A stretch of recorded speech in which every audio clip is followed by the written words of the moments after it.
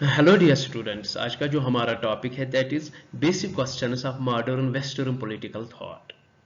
Europe में 500 AD से लेके 1400 एडी तक के पीरियड को डार्क एजेस के नाम से जाना जाता है।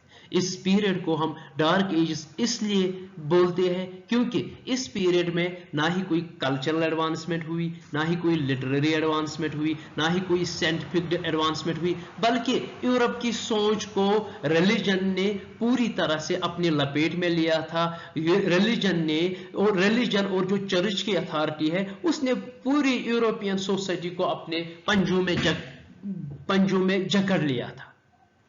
तो नतीजा ये हो गया, nobody would dare to question the teachings of Christianity, nobody would dare to question the authority of the church।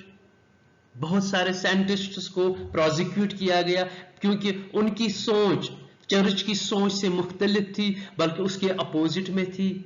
तो डार्क एजेस इसलिए भी कहा जाता है कि हालांकि ये हमें याद रखना है कि ये डार्क एज सच में थी, ये भी एक कंटेस्टेड टर्म है, लेकिन इसको इसलिए भी डार्क एजेस की जो इससे पहले पीरियड था, जो एंशिएंट ग्रीक फिलोसफी, जब प्लेटो, सोक्रेट्स और एरिस्टोटल का जमाना था, या उसके बाद जो अर्ली रोमन थिंकर्स थे लाइक साइसीरो, कि जो वो थिंकिंग थी वो उस तरह के थॉट इस पीरियड में हम नहीं देखते हैं। उसके बाद 1400 एडी के बाद रेनेसांस का पीरियड आता है, जब रिबर्थ होती है उन आइडियाज को, जिन आइडियाज को डिस्कस किया था प्लेटो, सोक्रेटिस, एरिस्टोटल और अदर थिंकर्स ने। उसके बाद रिफॉर्मेशन एक मूवमेंट विद इन क्रिश्चियनिटी चली, जिन्होंने बेसिक नोशन जो क्रिश्चियनिटी की थी और चर्च की अथॉरिटी को क्वेश्चन किया, लाइक मार्टिन लूथर किंग। तो इस रेनेसांस और रिफॉर्मेशन की वजह से पॉलिटिकल थिंकिंग में भी चेंज आ गई, और जब पब्लिश होती है मैकियावेली की द प्रिंस, तो उसको एक ट्रांजिशन पीरियड कहा जाता है कि एंशिएंट जो मेडिवल रादर थॉट है वो एंड होता है और मॉडर्न पॉलिटिकल थॉट स्टार्ट होता है। मैकियावेली के बाद हॉब्स आता है, लॉक आता है, रूसो आता है, बेंथम आता है, मिल आता है, कार्ल मार्कस, और इस तरह के वेस्टर्न जो पॉलिटिकल थिंकर्स है उनकी पॉलिटिकल फिलॉसफी को, उनकी पॉलिटिकल थिंकिंग को हम मॉडर्न वेस्टर्न पॉलिटिकल थॉट कहते हैं।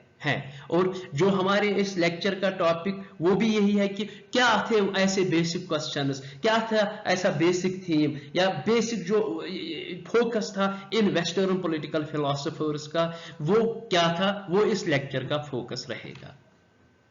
मेडिवल पीरियड में जो डोमिनेंट नोशन था स्टेट के बारे में कि रियासत का जो ओरिजिन है वो डिवाइन है, इसको गॉड ने क्रिएट किया है, और जो बादशाह है या रियासत है वो रिप्रेजेंटेटिव है अर्थ पे गॉड की।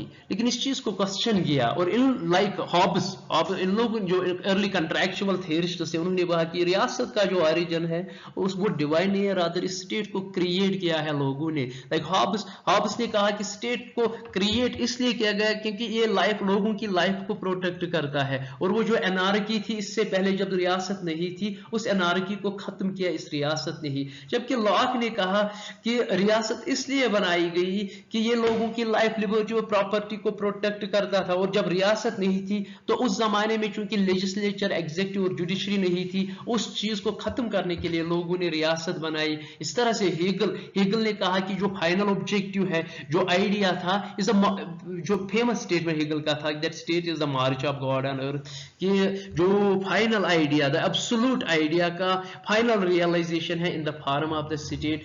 जबकि जो कार्ल मार्क्स ने कहा कि स्टेट को रिच पीपल ने क्रिएट किया अपने फायदे के लिए। देयरफॉर जब भी हम वेस्टर्न पॉलिटिकल थिंकर्स की बात करते हैं तो स्टेट के ओरिजिन के बारे में ऑलमोस्ट हर किसी ने अपनी राय सामने रखी है। इसी तरह से जो दूसरा क्वेश्चन था दैट इज पॉलिटिकल ऑब्लिगेशन, इसका ये मतलब है कि हम स्टेट को ओबे क्यों करते हैं, हम रियासत का क्यों मानते हैं, हम रियासत के ऑर्डर्स को क्यों फॉलो करते हैं। तो अगर हम देखेंगे लाइक हॉब्स ने कहा क्योंकि ये लोगों की लाइफ बचाता है, देयरफॉर ये हमारी जिम्मेदारी है कि हम रियासत को ओबे करें, क्योंकि अगर हम इसको ओबे नहीं करेंगे इसका मतलब हमारी लाइफ जो है वापस एनार्की में जाएगी, वापस स्टेट ऑफ नेचर में जाएगी, जहां पे हमारी लाइफ सेफ नहीं होगी, and nobody would like to do that.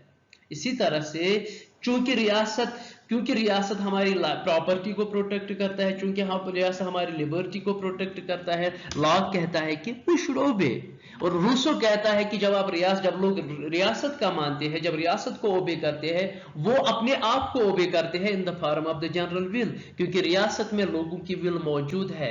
Now इसी तरह से हीगल कहता है because that is the final destiny, it is the final destiny of the absolute idea, therefore people can not deny the authority of the state, they have to follow it. और इस तरह से कुछ जो philosophers थे like anarchist थे या Marxist थे, they were against the state, ये रियासत के बिल्कुल मुखालिफत में ही थे कि we should not obey the state, state is an illegitimate institution. Like anarchist से, जैसे कि एक लेक्चर में हमने जो एक फिलोसोफर थे वेस्टर्न फिलोसोफर लाइक फ्रोदान, उसका हमने कहा कि they did not believe in the authority of the state, that we should not obey the state, या even Marxist they were for the abolition of the state, that we should not obey it.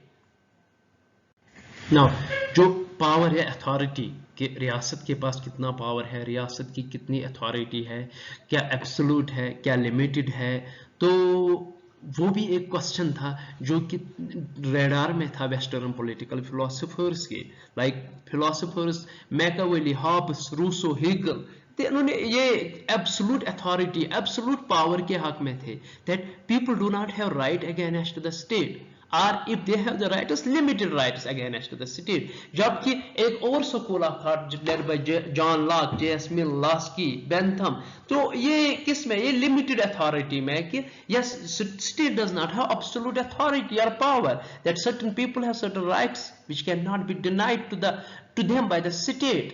Therefore, this was the question which was under the discussion of Western political philosopher। इसी तरह से अगर हम rights की बात करेंगे तो rights also was the major theme। In fact, it was the major contribution by the Western political philosopher towards the human civilization। Like Hobbes ने कहा कि right to life is the basic fundamental right which cannot be denied to the people by the state। या Locke right to life, right to liberty, property, इसको corner stone मानता है कि रियासत की फाउंडेशन के लिए बहुत अहम है कि एक रियासत अपने लोगों को right to life, right to liberty और राइट टू प्रॉपर्टी दे। इसी तरह से J.S. Mill right to liberty, इसको champion of right to liberty कहा जाता है, या लस्की जिसने कहा कि rights are essential for the development of human personality. Therefore अगर हम राइट्स की बात करेंगे, rights also was the main focus of western political thinkers. अब जब मॉडर्न एज होता है, मॉडर्न एज जब यूरोप में आती है तो इस तरह से एंड होता है फ्यूडलिज्म को और कैपिटलिज्म स्टार्ट होता है। और अगर हम देखेंगे कैपिटलिज्म का जो मेजर फोकस है वो था प्राइवेट प्रॉपर्टी। तो ये एक हॉटली डिस्कस्ड टॉपिक था फिलोसोफर सर्कल्स में, among the philosophers of the west कि what is private property, why it is essential और why it is not essential. अगर हम John Locke, Adam Smith, Bentham, ये प्राइवेट प्रॉपर्टी की defence में थे that it is natural and it needs to be protected. जबकि Karl Marx और Karl Marxian thinking में जो बिलीव करते थे वो प्रॉपर्टी के अगेंस्ट थे, वो प्राइवेट प्रॉपर्टी के अगेंस्ट थे और इस हक में थे कि ये जो प्राइवेट प्रॉपर्टी है it shall be given in the hands of the state. इसी तरह से जो एक और टॉपिक लॉ था कि जिसको जूरिस्प्रूडेंस भी कहते हैं कि law, what is law, what is the nature of law, who makes the law, what is the significance of law. तो लॉ भी एक मेन टॉपिक था among the western political philosophers and forms of law, types of law, basis of law, like Hugo Grotius, Hobbes, Bentham, Rousseau, इन्होंने extensively deliberate किया है law के बारे में कि लॉ क्या है, लॉ की बेसिस क्या है, लॉ के टाइप्स क्या है। Therefore, this also was a main question discussed in the Western political thought।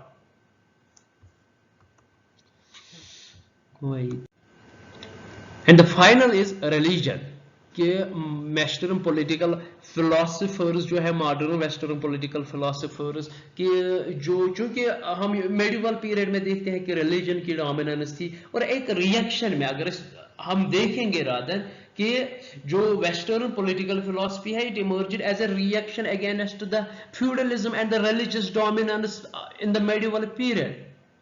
Therefore, they wanted to remove or rid the state from the clutches of religion. Machiavelli हो, Hobbes हो, Locke हो, Rousseau हो, जो जब ये legitimacy देखते हैं कि why state is essential, why do we need state, ये religion का use नहीं करते हैं बल्कि secular terms में, यानी religion को बाहर रख के ये state को justify करते हैं, state की authority को justify करते हैं, और बाद में इसी thought को secularism का नाम दिया गया.